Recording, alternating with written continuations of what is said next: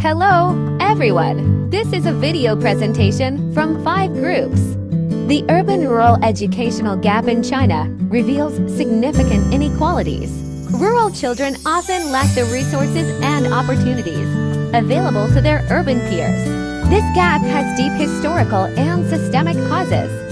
It traps rural communities in cycles of poverty and limits upward mobility.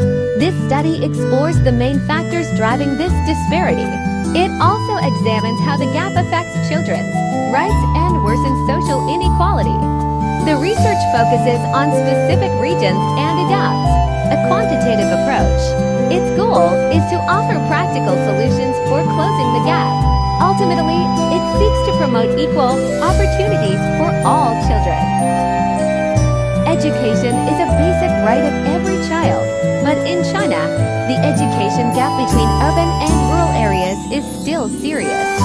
Rural schools are underfunded, only one-third of urban schools, resulting in outdated textbooks, crowded classrooms, and lack of infrastructure.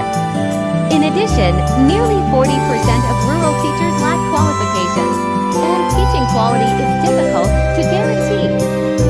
Many children have to walk several kilometers every day to schools lacking heating and clean water sources, which greatly hinders their learning. Although the Chinese Constitution and education law explicitly guarantee the right to education and strive to achieve educational equity through 9-year compulsory education and teacher incentive policies, there are still shortcomings in implementation. The Universal Declaration of Human Rights also emphasizes the importance of universal and equitable education. But rural children in China still face systemic barriers that are far from this principle. To change the current situation, it is necessary to narrow the urban-rural gap, improve resource allocation efficiency, and truly realize the right of all children to enjoy quality education. This is not only a legal responsibility, but also a crucial step in social development.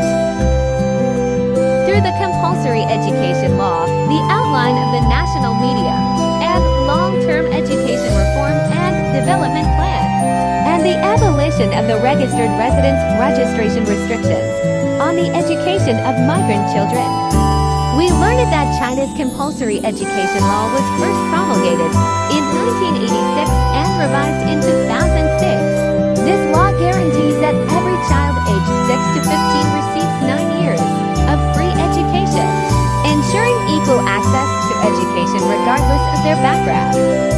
However, rural areas still face challenges in resource allocation and facility utilization.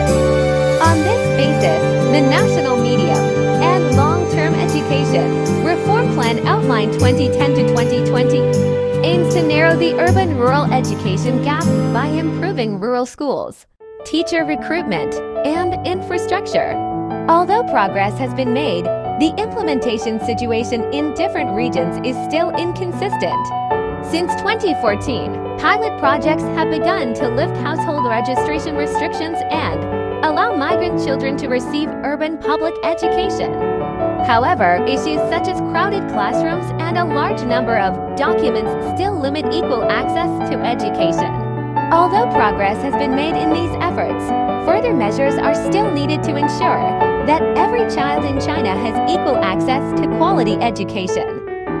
China's Compulsory Education Law 1986, revised in 2006, ensures 9 years of free education for children aged 6 to 15. Despite progress in narrowing the urban-rural education gap through reforms like the 2010 to 2020 National Plan and hukou policy adjustments, rural areas still face challenges like poor resources and teacher shortages.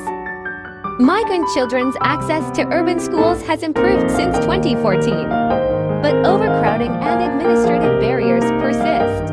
Further efforts are needed to achieve equal education for all.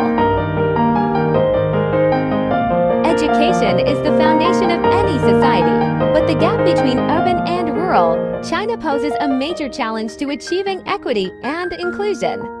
The study delves into the pressing issue of educational inequality, highlighting gaps in resources, teacher allocation, and mental health support.